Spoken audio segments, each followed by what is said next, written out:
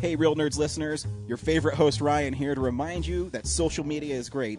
How great is it? There's many ways you can find the Real Nerds on social media. You can download us on iTunes. You can listen to us streaming on Stitcher Radio. You can call us 720-6nerds5. Aw man, our website is so cool. You can visit our website, realnerdspodcast.com. You want to leave some fan mail? Oh, that's so easy, realnerds@gmail.com. Twitter, we got it, @real_nerds. You can even like us on Facebook. Thank you so much, and hey, enjoy the show.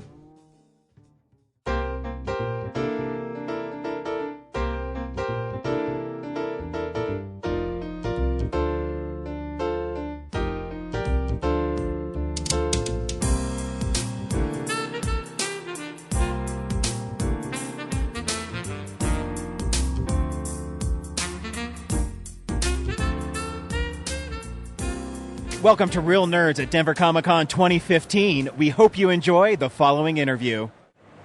Welcome to the Real Nerds Podcast. We are still live here on the Denver Comic-Con floor. It's day 2. We're about halfway through the day.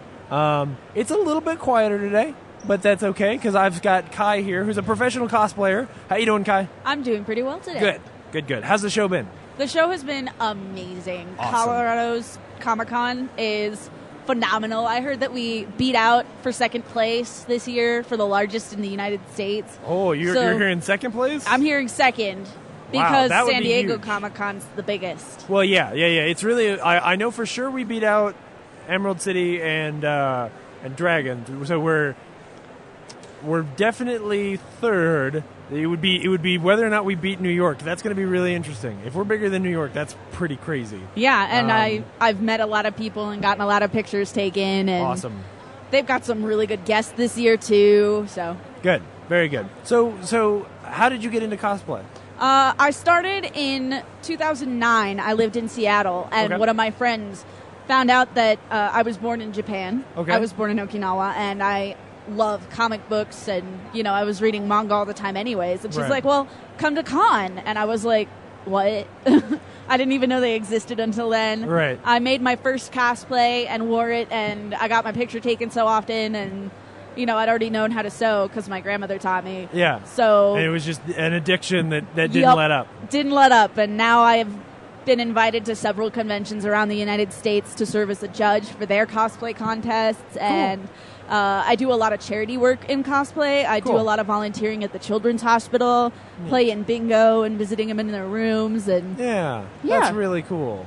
so Man. All right, so who do you like to cosplay as most? Like, what are the characters that you're drawn to? technically I like to sew the big ball gowns. I am Okay. a boy, but I like to wear the girl costumes, so Right. because they're fun to sew. Yeah. So right now I am in my live action Cinderella, Right. which was really fun to make and super fun to be in.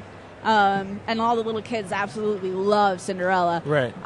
Another one of my favorites is my Grand Duchess Anastasia. I've actually won some awards in her. Cool. And she's just really comfortable. Yeah. So Yeah, well, because that is one where you're not. It's not like as much of a gown as a dress. Right. It's just a dress. Very cool. Very and cool. Usually when I'm in a gown, I need 2 to 3 handlers just to get around Yeah. on a consistent basis because my skirt's too big and I can't bend over, and Right. it takes 3 people to get me in and 2 people to get me out, and Right. that's not including me. So Yeah. What are the? What's the toughest costume that you've had? Like, what's the one where you really want to do that costume and had to work the hardest in order to get it to work? I have done, Twilight Princess, Legend of Zelda. Yeah. I did the Zora armor with Right. real leather and real scale mail, and Oh, my goodness. that was terrible to wear. It was heavy. I wore the iron boots, so I couldn't even walk very easily.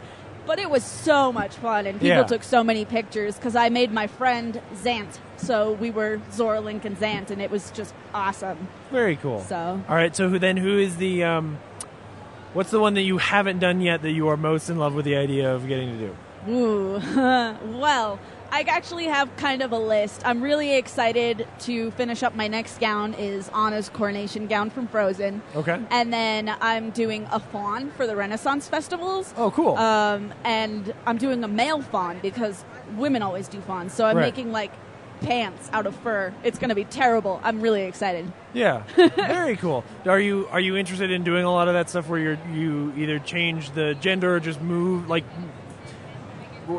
change that character to some degree to be something that people don't expect? Yeah, sometimes I really do enjoy that. I mean, for fawns, it's a lot easier to just wear a dress and be done with it, you know? And I wanted to take up the challenge of actually making a goat tail and some legs. Right. And, there would be nothing hiding my hooves. There would be no way to make it less obvious. So that would be really fun and really challenging. I do gender swaps on some characters sometimes. Yeah. I do a male Cruella de Vil. Ooh. I call it Cruel de Vil. And that one's fun. Very neat. So, yeah. Cool. So what does the process look like? Like, how long does it take for you from inception of an idea to actually, like, I have this costume, I know it works. Like, what does that process look like? This one that I'm wearing right now, my live-action Cinderella, took almost 100 yards of fabric. My goodness. It's a 45-yard petticoat, which only took me a little while to make. Petticoats are easy. Yeah. And a hoop skirt underneath that. And then there are 5 organza skirts that total 35 yards. Wow. And then the bodice is another yard. So... Sheesh. From the inception of this one, it was when there was a Tumblr post. They made 9 gowns, and it took 270 yards to make them, and 9 different gowns for different things in that movie. And then somebody posted underneath it, "Just watch, some cosplayer's going to do it for $300." I did it for 2. I did it for $200.